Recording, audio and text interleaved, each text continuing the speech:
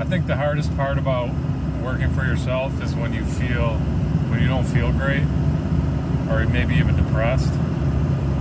That's got to be. I think that's the hardest thing. If you're a person who's can get down sometimes, get down in a hole, that's where working for yourself can get kind of scary. But at the same time, I wouldn't persuade anyone not to but you just have to realize that you have to climb, you're going to have to climb out of that hole, and that's a good thing, because it's either sink or swim. Like if you don't want to hustle and grind, well, what are you going to do? Are you just going to go broke?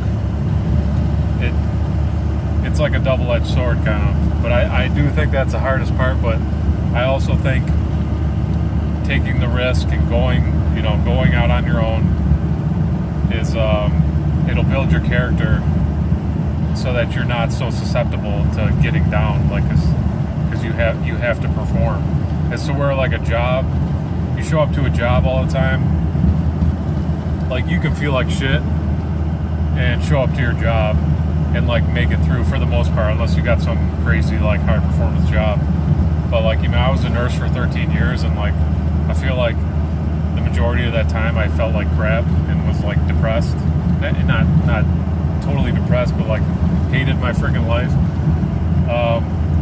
But I made it through. I didn't have any problems. I didn't have any adverse outcomes with my patients. I made it, and I give credit to God for that. He definitely protected me. But all that to say, when you work for somebody, all you got to do is show up, pretty much.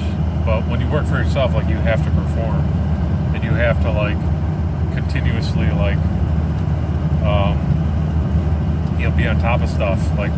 If you don't fix your truck, if you're a contractor and you don't fix your truck, you can't make it where you need to go, and you can't make money. Or if your truck breaks down and you don't have another one, you're screwed. Unless you have other redundancies in place.